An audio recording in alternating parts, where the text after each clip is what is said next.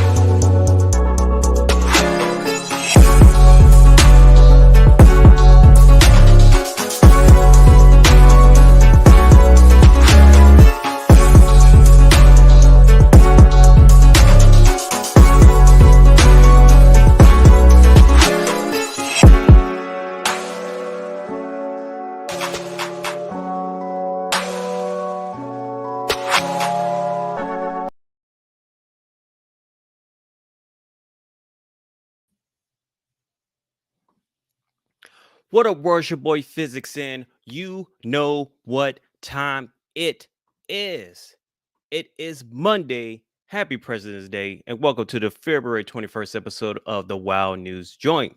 On today's episode of WoW News Joint, we talk matches that are set for Wrestlemania due to the Elimination Chamber and the rumor matches, Omega talking Cody Rhodes, and more right after this. This is my yard now. It doesn't matter what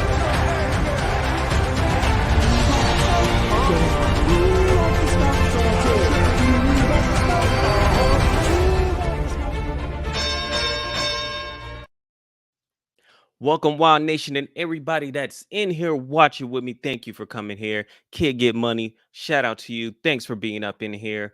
Let's start the show. And like I said, we're starting this off with the road to WrestleMania. Let me Let me adjust this real quick, a little too low. Much better. But yeah, we're talking about. Hold on. All right, cool. Yeah, we are talking about the road to WrestleMania and everything that's happening. And let's start it off. We already know what happened at the Royal Rumble, and we know that Ronda Rousey will be going against Charlotte Flair for the Women's SmackDown Championship. On top of that, we finally find out who's going to be facing Becky Lynch at the Show of the Immortals, and that person is the EST Bianca Belair.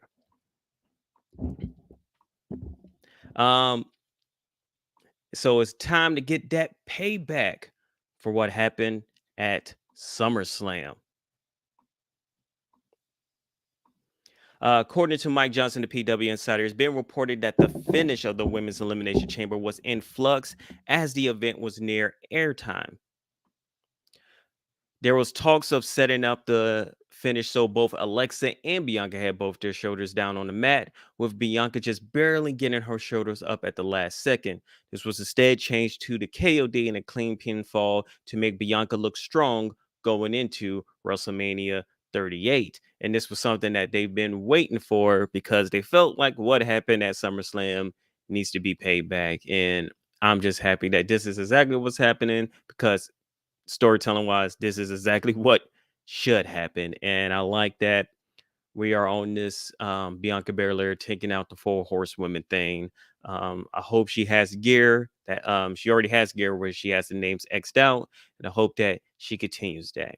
But we have one in the main events. Either it's going to be for night 1 or night 2, and that is a winner takes all.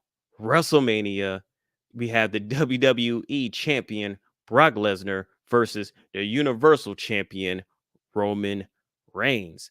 Now we know Brock became champion during the Elimination Chamber. According to a new report by Mike Johnson of PW Insider, Brock deciding to burst his way through his holding pod to enter the match was not planned. I'm guessing he needed to show that. I guess the original plan was him just showing how mad he was that he wanted to get in, and people just forget how strong Brock Lesnar is. So once he kicked through, you just got to improvise from there. When it comes to superstars themselves, former WWE champion Bobby Lashley was indeed planned to be removed from the men's Elimination Chamber match as it progressed. As noted, this may be due to the legitimate shoulder injury that will require surgery. He will be out for a while. We probably won't be seeing him until probably near SummerSlam, depending on how bad his shoulder is. But, get well, Bobby, and we look forward to having you back soon. Now, let's talk about the rumor matches of WrestleMania. Now, we already have the rumor matches of WWE Intercontinental Champion Sami Zayn versus Johnny Knoxville. I'm not expecting much from that match. Sami Zayn has figured out the system. He comes in, he has a very comedic gimmick that Vince loves. He gets to do it. And then when he gets to face people like Shinsuke Nakamura, he could put on grade A matches and then go back and chill while everybody else in Saudi Arabia. Like, the man has it made. And now, he's going to be on TV. He's going to be doing network stuff because he's going against Johnny Knoxville. I don't want to say Hollywood A-lister, but somebody that has some clout. So this brings more eyes to WrestleMania. And putting it in the hands of somebody like Sami Zayn, I can see it going well. I can see it going better than what most people would think. Because I'm pretty sure Sami Zayn is like, I'm not going to let you come in here and make me do a BS match. Like, we're going to take this a little bit serious. We're going to show that you can't wrestle, but we're going to give you something decent so that we can make people pop. I don't think it's going to be on Bad Bunny level of greatness, but it's Sami Zayn. He could pull something together. Next up, we have The Miz in Logan Paul versus Rey and Dominic Mysterio. According to PW Insider, is that his partner will be Logan Paul, YouTuber and celebrity boxing star who has done work with WWE multiple times in the past, including being a guest on Miz TV. He also worked WrestleMania last year, getting involved into the Kevin Owens versus Sami Zayn match and taking a stunner on his way out. This will be Paul's first ever match in WWE. If you remember, in the middle of Elimination Chamber match. Miz says he has somebody he needs to call that can help him out. And it's possible we might find out who that person is tonight, since he has kind of um give out like, hey, this is something that's going to actually happen. Kid Get Money says Knoxville's taking a huge bump this WrestleMania. Yes. We might not be saving it for Kevin Owens, but still, again, Kevin Owens still might be doing it due to the fact that we know who he possibly might face, and I'm willing he'll get thrown off something for this man, but we will see. The Logan Paul thing, I guess, is interesting. Like to say, this is going to get more eyes onto WrestleMania, onto the cock. People will be watching the Peacock because of that, so I guess it's going to go well. I have more faith in Johnny Knoxville than I do Logan Paul, because bumps are not an easy thing to do. Johnny Knoxville is a stunt man. I just don't see Logan Paul bringing anything to the match, but we will see.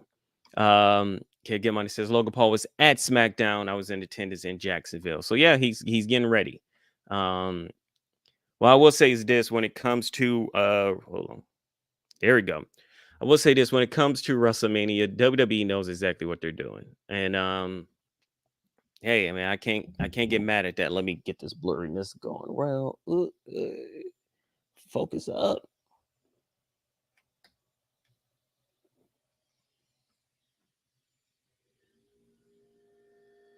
There we go.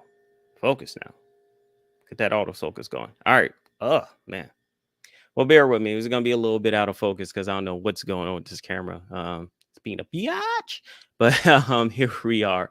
Um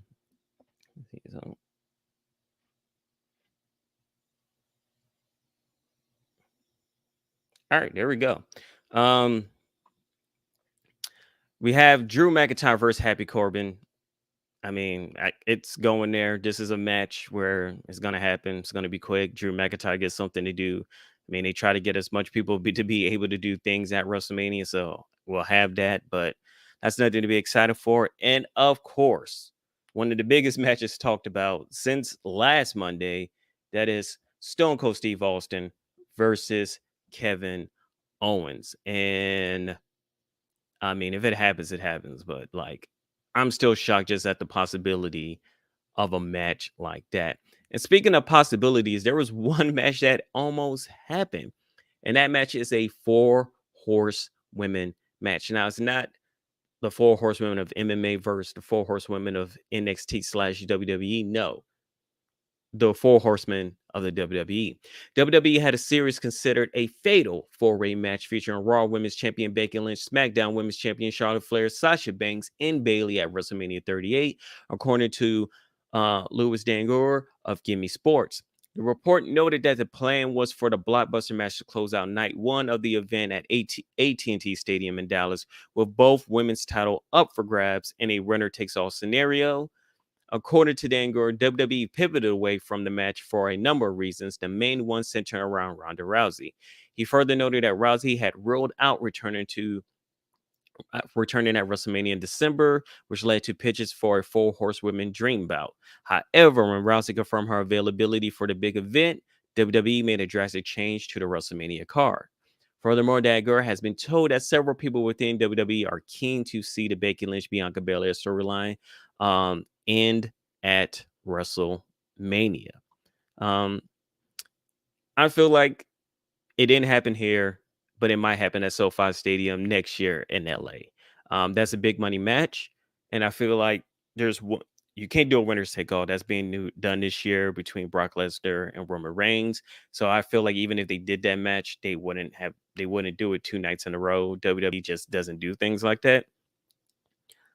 But next year, find a way, either Becky Lynch. I would say, if I had to pick, have Bayley be the one to take the belt off of Ronda.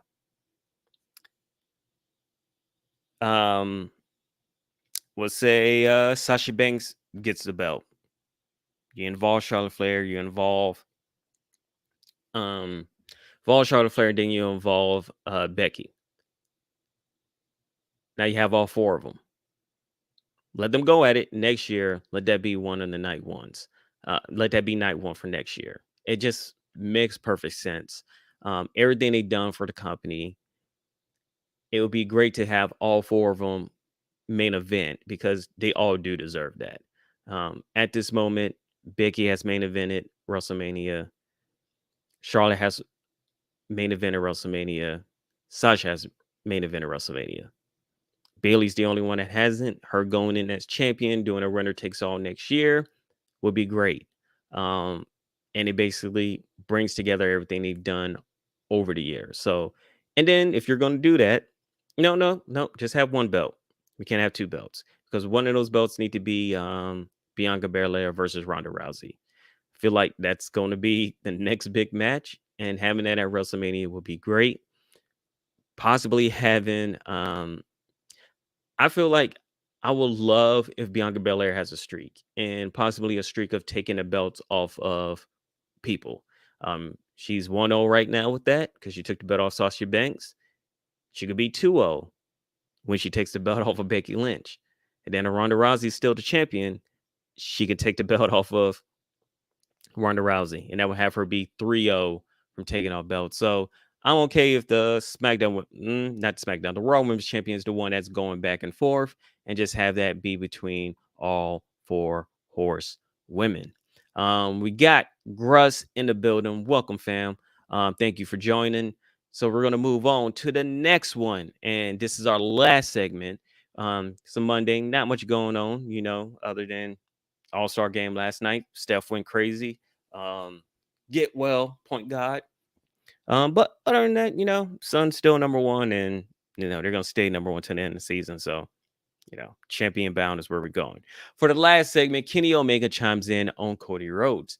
After being named Wrestler of the Year by Wrestling Observer Radio, Kenny did an interview with him. Omega confirmed that even though they knew it was a possibility, Rhodes' exit came as a surprise. He also shed some light on why it was a shock and discussed his and the Young Bucks contract status. In it, he stated, everyone was shocked. We all know when our deals are up, especially the EVPs. We know when our deals up. In the case of the Bucks, when their options kick in. For myself, I don't have a deal like that. I'm up next year, just straight up done. I would have to resign a new contract. There was no option. We knew Cody's, much like the Bucks, it was that time. We were here that there was possibly some difficulty with the negotiation or whatever, but you never think is going in that direction where the talent is going to opt for leaving, especially when this thing first started. The most passionate person of our revolution, the most passionate person of creating the us versus them mentality was Cody. It was strange for him to just choose to up and walk away. Rhodes' early vision may have been why his fellow EVPs didn't expect him to leave, but in retrospect, Omega seems to think it might have been part of why he did.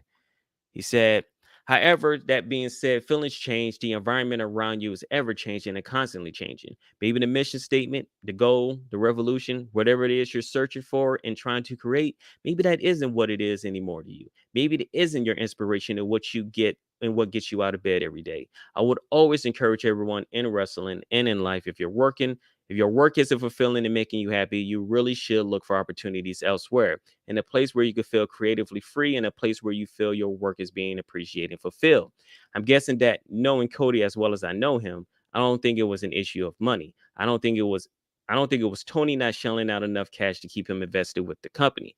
Cody, he's really believed in the original vision he brought to the table for AEW, and the original vision that the team brought to the table when AEW was first becoming a promotion. We didn't know where this would go. We had been optimistic about it and thought he would be where we are today, where we will be considered a major promotion and we would have our fan base and have a lot of satisfied customers. I guess we never really sat down and talked to each other like, okay, we have this opportunity to now change wrestling. How do you see it? How do we make this work? While that was everyone's general vision for AEW, the specifics were different, and not only did Cody's differ from Kenny and the Bucks, it sounded like the direction Tony Khan went in when he took over the booking reins in 2019-2020 late 2019, early 2020, conflicted the most with Rhodes' vision. Maybe in the end, Kenny said, we had the Bucks and their vision, my vision, and Cody's vision. All of our visions are different. I would say mine was more similar to what Bucks had envisioned, and Cody's was much different. You're going to get when you're going to get that when finally you've committed your life to an industry and a business, and finally someone goes, you've done this job all your life. You've been raised in this business with these shackles on you to a degree by someone or something. Now those are off. You have carte blanche. What do you want to do? I understand there might be some heartbreak if you're promised that or told that and it doesn't come to fruition. That's sort of where the Bucks and I differed. We never wanted to go to world events in WWE. We just wanted to give people an option and get us a platform for our brand of storytelling and our style of wrestling. Where Cody had his way of going about things, I wasn't sure how to follow up with that, nor was I interested. There was Kenny doing his thing, the Bucks doing their thing, and the Codyverse over there doing whatever it is that he does, and then that's the stuff that Tony does. Vinci, as a lot of fans now know, essentially it's Tony's show. Of course, he always going to listen to our advice and take our suggestions to heart, but AEW is very much Tony's thing and baby. We're there to support in any way that we can. It's very possible that this current version of AEW wasn't a good fit for Cody and to Cody. Now, Daniel Price writes, Omega was speaking in vagaries, saying a lot without actually saying anything, so he can sound like he addressed it. And then, of course, Kid Get Money will push Cody to the top of whatever company Rhodes to the top. Yeah, I think he's speaking very vague, but I think there's some things you can take from there. It's funny that he mentioned Cody being the one that wanted to go against WWE, which he did. He wanted to make sure everybody know that we are the opposite company. The funny thing is, the person that everything has to go through does the exact same thing. Tony Khan does the exact same thing. He makes sure people know that it is a battle. When he brings up the ratings, he doesn't bring up the ratings because they're doing well. He's bringing up the ratings to shit on WWE. He's done multiple things to shit on WWE. So he knows exactly what he's doing.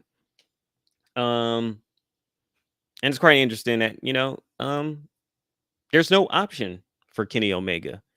And I kind of figured that he doesn't have an option because, like I said, that man is a legacy chaser. And if he looks at AEW and doesn't see anything worthwhile for him to do, he might go to WWE. There's a lot more things worthwhile there to do, or he might just go back to New Japan and still be a legend there.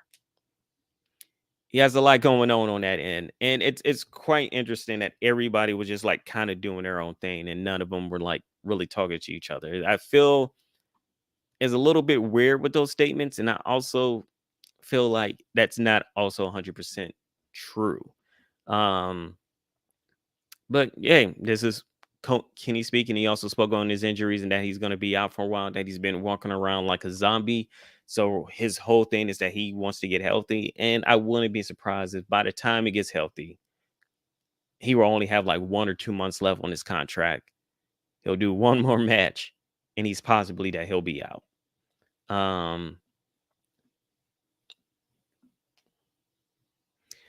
And that's another thing that when Kenny is speaking and talking about things might be different, but this is the thing, he's gone now. And as much as he can have input, how much input do you have when you can't wrestle? I would not be surprised if the AEW comes back to is not the place he wants to be at. And that it's left without him and that it's going along better without him. And it's crazy they felt like him saying the Cody verse, because he didn't say the Bucks verse, was a little shot at Cody, but it was like Cody's whole thing was making the TNT championship mean something. And he did a decent job with it. The same way that Kenny's job was to make the AEW World Heavyweight Championship mean something, which he did. Which, I mean, it already did due to the fact that the first 2 champions were former WWE champions. Like, they put them on them for a reason to make sure that it stayed a name. It didn't end up on Kenny first. Kenny had to wait. And then after him, it was another AEW, another part of the group. So That's exactly where we are right now with it. It's going to be quite interesting over the next few months to see the direction AEW goes, because when I get to the quick hits, I also have some more thoughts about AEW. But let's go to those quick hits. As previously reported, the Universal title match was most likely Goldberg's last match with WWE. On his Instagram, Goldberg wrote before the match, possibly my final mission wrestling world. As you can tell, I'm quite weary from the long flight. As I stated that we are Riyadh, when in fact we are in Jeddah. I'm messing up words right now. I'm going on like a sleep. Don't mind me.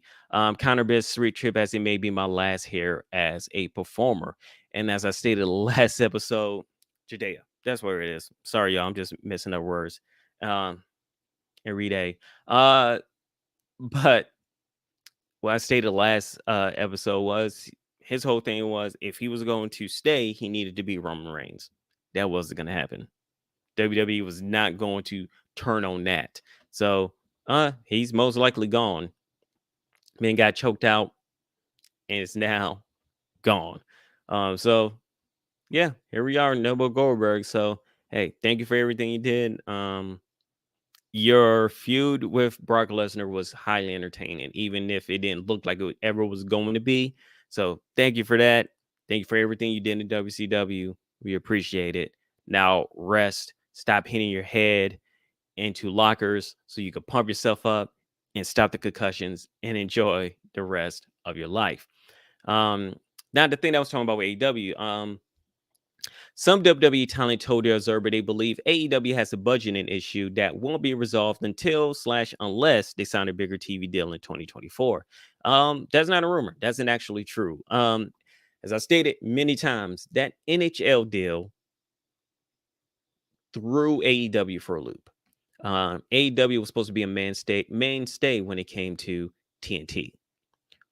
Once the NHL came, they got thrown to the side. That war chest and money that they had from TNT got smaller. Knowing that they needed to sign a big deal, because the two biggest deals right now are Jericho and CM Punk. They extended Jericho. CM Punk is one of the highest paid people there, because he's Jericho's there to the first week of 2024. Like I said, Kenny Omega has 1 year left. Anything that comes from that chest now has to go to these wrestlers. So they just gave Keith Lee a bunch of money. They're about to give Jeff Hardy a bunch of money. This is why certain wrestlers that they kind of built their stuff on the back on, all those indie wrestlers, they grab so they can have that, we are the indie spot where you can see somebody like Joey Janela, where you could see somebody like Brian Cage seem to be pushed to the side because they don't have the money to keep them. And that's just going to be the case from now on. And with the last two episodes doing bad, if this continues, especially with the onslaught of possibility of Stone Cold coming, who is a ratings just god. When he shows up, things go up. Them dealing with that, them dealing with being on TBS. If they can't be more enticing for that new TV deal, AW can be in some troubling money issues, and they just gotta have to deal with what they can. And all those wrestlers that could possibly come to AW to make it change a little bit won't happen unless they pull a WWE and start firing a bunch of people.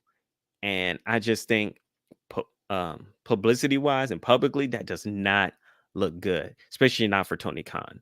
Especially when they're looked at as the opposite of WWE. They can't pull that off. This is why there's always a trickle of people slowly getting fired and not a bunch at one time. So things that get quite interesting for AEW. According to PW Insider, WWE is bringing back the Saturday night's main event brand name after WrestleMania for Saturday house shows. Get it? They're trying to make the house shows feel a little bit bigger than just something that's just happening like WWE Live. So not mad at that. It's very smart. They also said there was a point where Undertaker was going to make an appearance at Elimination Chamber, but that was changed and he didn't make the trip. Kurt Angle was also briefly planned for it before his talks with WWE fell through. Now, the funny thing is when they did that Undertaker package and then that bell rung and the crowd went crazy because they thought they were going to see the Undertaker and they were like, nope. Undertaker kicking it with Bad Bunny, y'all. My bad. Cody Rhodes was spotted in Florida over the weekend, and there's a lot of speculation that he'll be at the WWE Performance Center to prepare for his return immediately. Yeah, so we already know that's going on. Five for Select says they were told the Usos versus Viking Raiders match at Elimination Chamber wasn't cut for time and is planned for a future episode of SmackDown. So they put it on there knowing that they were never going to wrestle. That's WWE for you. Per Insider, there's talks of a stadium show being planned for Great Britain during Labor Day weekend. So all of the UK Wild Nation fans, be on the lookout for that. Now let's talk about what's going on tonight in the world of wrestling. The post-Elimination Chamber edition of WWE Raw will air live tonight from the Colonial Life Arena in Columbia, South Carolina. No matches or segments have been announced for tonight's Raw, but the new WWE Champion Brock Lesnar is scheduled to appear for a follow-up on his title win at Elimination Chamber. Bobby Lashley is also advertised to appear, but WWE may keep him away due to concussion protocol. We noted before how Logan Paul is rumored to team with The Miz to face the Mysterios at WrestleMania 38. The Miz is teasing a potential surprise for tonight's Raw, but there's no word on if Paul would be there live. But if you heard our boy Kid Get Money, Logan Paul is in the vicinity. It's rumored that Randy Orton and Riddle will get their tag title shot from Raw Tag Team Champions Alpha Academy tonight, but that has not been confirmed. And WWE is expected to pick up the Road to WrestleMania build since they are now done with the Elimination Chamber. If you want to know everything that's going on, make sure to check our boy Laylo, who's also in the chat right now. Make sure to check him bringing out the blunt ratings for tonight. We don't know what the matches are, but hopefully it's a good one so he can be really entertained and he can break down everything that happens. So make sure to tune in tomorrow for that. Gruss says, coming soon, AEW Thunder. That is called Rampage. Now, Rampage is decent, but I mean, if they add another hour, I don't know what the hell they're going to do that. Daniel Price says they used the concussion as kayfabe to cover real injury. Yes, they did. And I said that early on in the episode at the beginning. So he has a shoulder injury and he will be out for a while.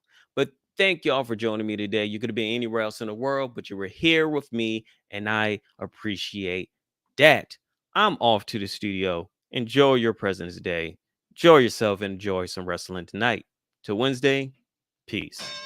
Like the video, subscribe to the channel, and hit the notification bell to know when we go live next. Follow us on Twitter and Instagram at Wrestling on We, and thanks for watching.